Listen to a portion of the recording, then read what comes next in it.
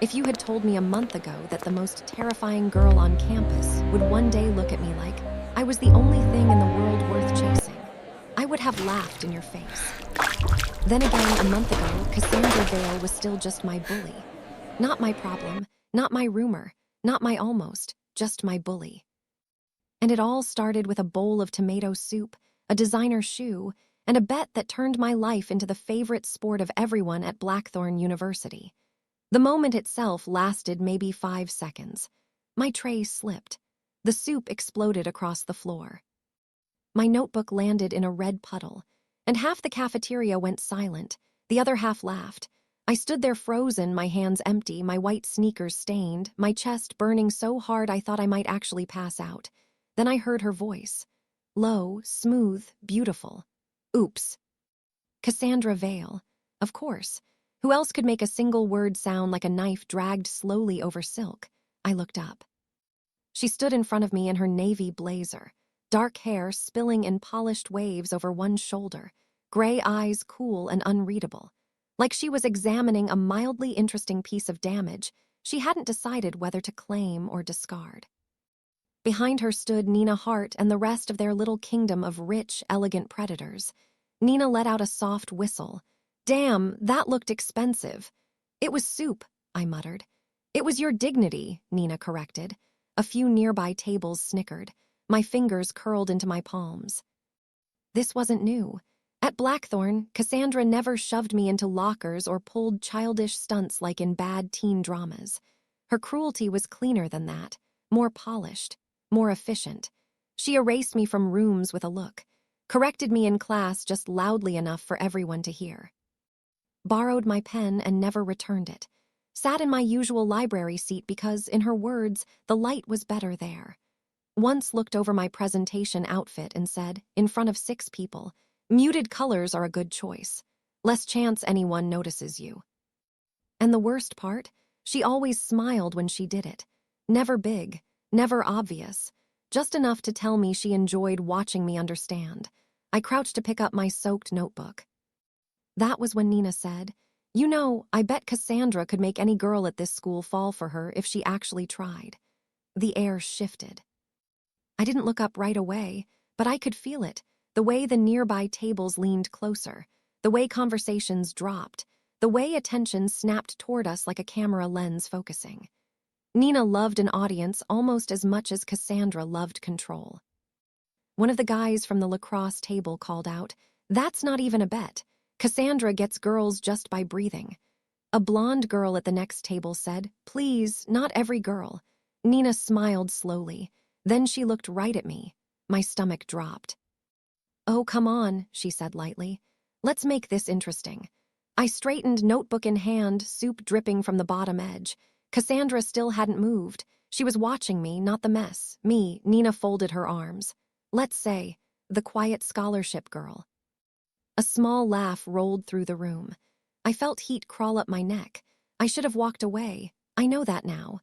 I should have grabbed my ruined notebook, gone back to my dorm, and pretended none of this had happened. But humiliation is a strange thing.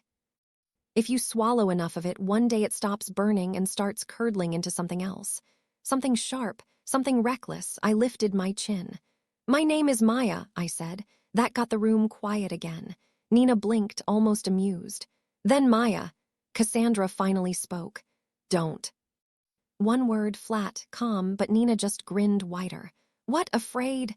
Cassandra's gaze shifted to her. "Bored? Oh, that's even better." Nina leaned forward on the table. 30 days. You make Maya Hale fall hopelessly in love with you in 30 days, and I'll donate $5,000 to your women's leadership gala. A few people laughed. A few more took out their phones. My pulse began pounding in my throat.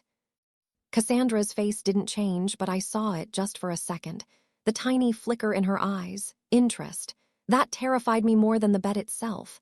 Nina kept going. "But if you lose..." "She won't lose," someone muttered.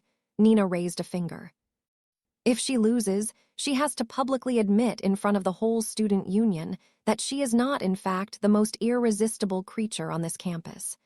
Laughter burst across the cafeteria, some of it nervous. Some of it delighted, some of it cruel. I wanted to disappear. Instead, I looked at Cassandra. She should have ended it. She should have laughed and said Nina was ridiculous. She should have walked away. Instead, she asked very softly, "And what does Maya get?" The room stilled. My heartbeat stumbled. Nina's grin sharpened. Her.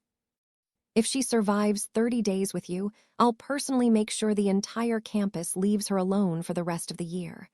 A lie, an obvious lie. Girls like Nina didn't stop. They got distracted. But that wasn't what lodged under my skin. It was the way Cassandra was still looking at me. Like my answer mattered. Like I mattered. I hated that my chest reacted to it. I hated even more that a small, stupid part of me wanted to know what would happen if I said yes. So I did the only thing I could think of. I smiled. A little. Not because I felt brave, because I knew it would irritate her. "I think," I said, loud enough for everyone to hear, "that Cassandra Vale is so used to people falling at her feet, she wouldn't know what to do with someone who didn't want her." The silence was instant, total. A fork clattered somewhere in the distance. Nina whispered, delighted, "Oh, she has a death wish." For the first time since I'd met her, Cassandra looked surprised. Not angry, not offended. Surprised, and then slowly the corner of her mouth lifted. 30 days, she said. I stared at her. She took one step forward, then another, until she stood close enough that I could smell her perfume, expensive and dark, something floral sharpened by cedar. "If you make it to the end without falling for me," she murmured, "I lose." I forced myself not to step back. "And if I do fall for you?" Her eyes dipped briefly to my mouth. The gesture was so fast I almost thought I imagined it. "Then I win." A shiver went down my spine. I hated that too. Nina clapped once. "Perfect, it starts now." The cafeteria erupted. Voices, laughter, whispers, phones. I turned and walked out before anyone could see how badly my hands were shaking. By the time I reached the corridor outside, my breathing had gone uneven. "That," said a voice behind me, "was either incredibly brave or genuinely stupid." I spun around. Olivia. My roommate leaned against the wall with 2 iced coffees and an expression that managed to be both deeply concerned and deeply entertained. Her curls were shoved into a messy bun, and she wore one of my old sweatshirts like she paid rent in sarcasm. "How much of that did you see?" I asked. "Enough to know you're either about to become the heroine of a romance novel or the victim in a social experiment." She handed me one of the drinks. I stared at it. "I can't believe this is happening." "Oh, it's happening." She sipped her coffee. "And just so we're clear, if Cassandra Vale seduces you and you leave me for a rich, evil woman, I'm stealing all your hoodies." I laughed despite myself. A broken little laugh, but it was enough to make my chest unclench for half a second. Then my phone buzzed, and buzzed again, and again. Olivia peered over my shoulder as I unlocked it. Blackthorne confessions. Blackthorne tea room, 3 private messages, 2 random follow requests. 1 text from a number I didn't know. The first post already had my photo, not a flattering one.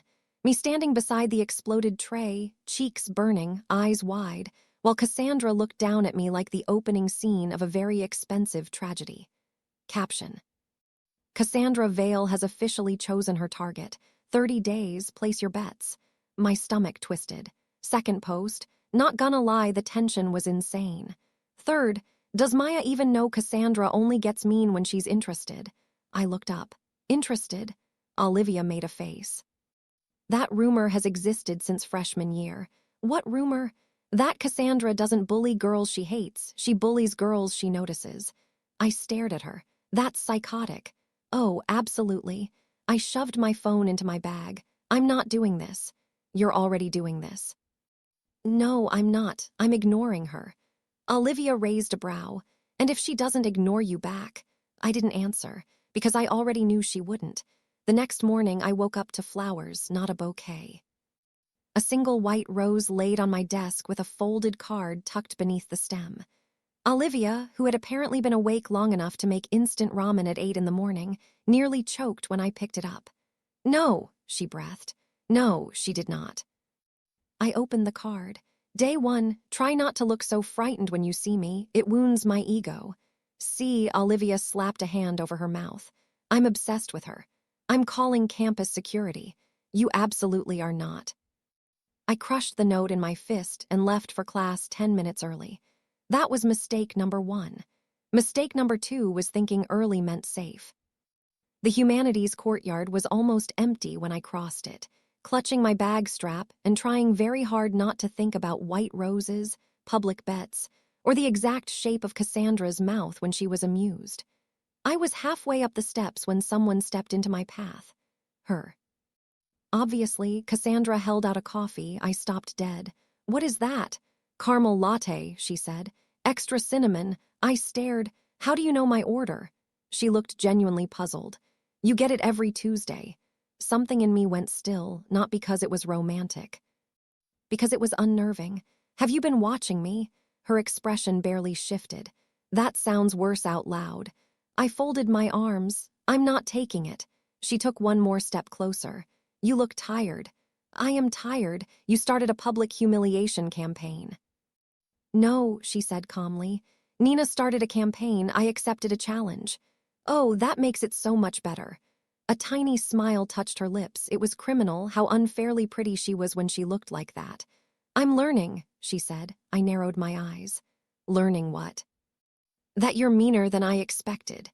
Before I could answer, 2 girls from my political ethics seminar came up the stairs behind me, took one look at us, and froze. One of them whispered, very badly, "Oh my God." The other elbowed her. Cassandra held the coffee out again. I snatched it just to end the scene and brushed past her.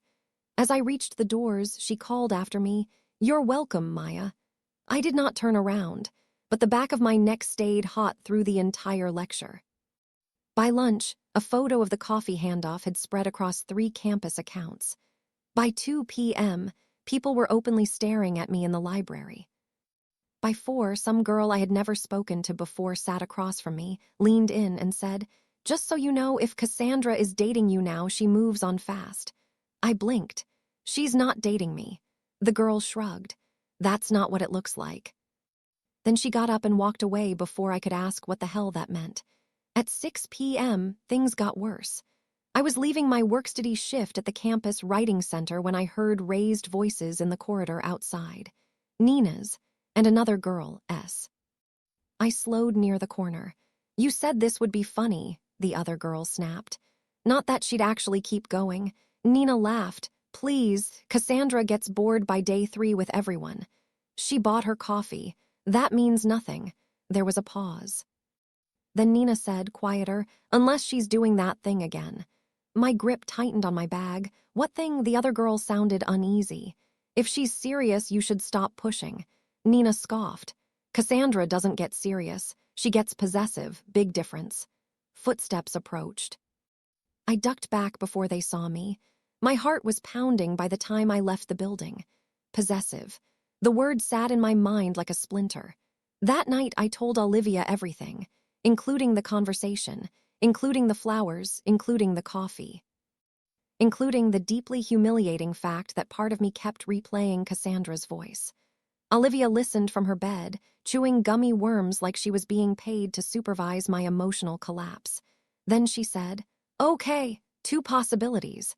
I don't like your tone." 1, Cassandra is doing what rich girls do when they're bored and morally underdeveloped. That one sounds likely. 2, Olivia raised a finger. Cassandra Vale has had a deranged secret fixation on you for months, and Nina accidentally turned it into a spectator sport. I buried my face in my hands. That one also sounds likely. Excellent, we're narrowing it down. The next day should have been quieter. It was. It started with my literature professor assigning partner presentations. Guess who sat down beside me before anyone else could? Cassandra.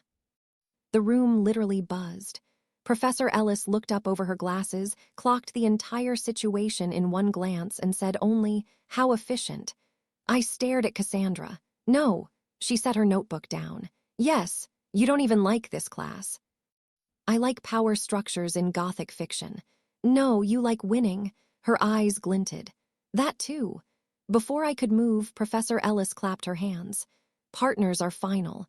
I wanted to scream. Instead, I spent the next 50 minutes hyper-aware of everything. The way Cassandra's knee brushed mine under the table. The way she wrote in perfect, slanted handwriting. The way she leaned over once to point at a passage and smelled faintly of cedar and rain. The way the entire room kept glancing at us like they were waiting for sparks or blood. When class ended, I shoved my books into my bag. "Don't walk with me," I said. "I wasn't going to." I looked up. She was smiling. I hated that smile. It meant I had done exactly what she wanted. As I stepped into the corridor, a blonde girl in a cream coat blocked my way. I recognized her vaguely. Student council. Stylish. Popular. The kind of girl who always looked expensive even in daylight. Her gaze flicked over me once, dismissive and precise. "Are you Maya?" My shoulders tensed. "Yes." She crossed her arms. "I'm Evelyn." That meant nothing to me until she added, "Cassandra and I used to see each other." Oh, well, that explained the expression. I tightened my grip on my bag. "Congratulations." Evelyn didn't smile. "Be careful." The words surprised me enough that I just stared. "With Cassandra," she clarified. "She doesn't like losing. If Nina pushed her into this, she'll turn it into a war before she turns it into a romance." My heartbeat picked up. "Why are you telling me this?" Evelyn's mouth curved slightly, but there was no warmth in it. "Because I'd rather not watch another girl get dragged into her mess." Then she walked away. I stood there, rattled, until a familiar voice behind me said, "I hope she didn't startle you." I spun around. Cassandra leaned against the wall like she had all the time in the world. I glared. "Do you appear out of nowhere for fun, or is that just one of your hobbies?" "It depends who I'm appearing for." I should have left. Instead, I said, "Your ex just warned me about you." Something unreadable flashed across her face, then it was gone. "Evelyn warns everyone about everything. It makes her feel useful." "Are you saying she's lying?" Cassandra was quiet for a beat, then she said no. The honesty hit harder than denial would have. I swallowed. "Then what am I supposed to do with that?" She stepped closer. "Not enough to trap me, just enough to change the air. You could ask me directly." So I did. "Why me?" For once, Cassandra didn't answer immediately. Her gaze moved over my face like she was deciding how much truth I could handle. Before she could speak, a shrill voice cut across the corridor. "There you are. Nina, of course." She approached in a sharp black skirt and a smile so bright it made my skin crawl. "Tonight," she announced, "my family is hosting the autumn fundraiser at the Ashbourne Hotel. Half the school's going to be there. Cassandra, bring Maya." I stared. "Absolutely not." Nina ignored me. "Everyone's dying to see if you've made progress." Cassandra's expression cooled. "She's not a performance." Nina laughed. "Please, the moment you accepted that bet, she became one." The words hit like a slap. My face burned. I turned to leave. Then Cassandra said, in a voice I had never heard from her before, low and dangerous, "Enough, Nina." The hallway went still. Even Nina blinked. Cassandra took one step forward, her eyes like sharpened silver. "You wanted entertainment. You got it. But if you keep talking about Maya like she's a toy on your shelf, I will personally make sure you regret it." Nina recovered fast, but not fully. I saw it. The tiny crack, the surprise, maybe even fear. Then she laughed too loudly. "Wow. So you are doing that thing again." Cassandra went still. Nina's smile sharpened. "Interesting." I didn't understand what any of that meant. I understood even less when Nina looked at me and said, "You should come tonight, Maya. If nothing else, you'll finally see what Cassandra looks like when she starts wanting something she can't control." Then she walked away. I looked at Cassandra. She looked at the floor for 1 second. 1 second. It was the first time I had ever seen her seem anything close to unsettled. "What thing?" I asked quietly. She lifted her eyes to mine. "Don't go tonight." That wasn't an answer. "What thing, Cassandra?" Her jaw tightened. When she spoke, her voice was softer than I expected. "Something you don't need dragged into your life." I should have let it go. I should have taken the warning and walked away. Instead, I made the mistake of looking at her face too long, really looking. At the control in it, the strain beneath it, the strange way she seemed to be fighting herself just to stand there and say less than she wanted. And then I made a worse mistake. I asked, Why do you care? Cassandra stared at me. Long enough that I became aware of every breath between us. Then she said, "That's what I'm trying not to figure out." My chest tightened. Everything in me went uncertain. Her tone was wrong for flirting. Too quiet, too honest, too dangerous. For one impossible second, the hallway disappeared. No students, no gossip, no Nina, no Bet, just her. Just the way her eyes dropped briefly to my mouth. Just the way my pulse went wild. And then my phone buzzed. The spell shattered. I stepped back too quickly, nearly colliding with the wall. Cassandra's expression changed at once, the softness closing behind glass. "Go home, Maya," she said. I looked at my phone. Olivia. "Do not come to the hotel tonight." A second text came in before I could type back. Nina posted a poll called WLL Maya Fall before midnight. My stomach dropped, then a third. "Also, someone leaked your scholarship profile photo. People are being gross in the comments. Come home." For a moment, all I could hear was blood rushing in my ears. Cassandra must have seen my face change. What happened? I showed her the screen. She read it once. Her entire body went still. Not dramatic stillness, not theatrical anger, the kind that comes right before something breaks. Then she took my phone very gently from my hand, typed something, and gave it back. "What did you do?" "Asked Nina to take it down." I stared at her. "She'll listen to you." Cassandra's smile this time was thin and terrible. "She'll listen." I should have felt relieved. Instead, I felt something colder. Because for the first time, I understood exactly how much power Cassandra had in this world, and exactly how dangerous it might be to be standing anywhere near her when she decided to use it. I looked down at my phone. A new message had already appeared in the campus thread. "Poll removed by admin request." Then another post went up seconds later. "Guess Cassandra picked a favorite." My throat went dry. Favorite. I looked back up. Cassandra was already watching me. There was no mockery in her face now. No game. No polished cruelty. Just focus. The kind that made me feel like prey and treasure at the same time. "I told you not to be frightened when you see me," she said softly. I should have said something sharp. Something clever. Something that put distance back between us. Instead, I heard myself ask, "And if I am?" Cassandra took one step closer. Not touching, not cornering, just close enough that the world narrowed. "Then," she said, eyes locked on mine, "be frightened for the right reasons." I forgot how to breathe. The moment stretched. And then she turned and walked away, leaving me alone in the hallway with my pulse pounding and my thoughts in pieces. That night, I didn't go to the fundraiser. I stayed in my dorm with Olivia, takeout noodles, and a headache that felt personal. By midnight, everyone on campus was posting photos from the Ashbourne Hotel. Sequin dresses, champagne towers, fake smiles, and one photo that made my stomach twist. Cassandra. Standing alone near a ballroom window in a black dress, one hand wrapped around a champagne glass, expression cold enough to cut glass. The caption beneath it read, "When your favorite girl doesn't show up to the party, you set on fire for her." Olivia leaned over my shoulder and made a low sound. "Okay, that is either deeply romantic or the opening chapter of your murder." I stared at the photo, at Cassandra's face, at the comments beneath it.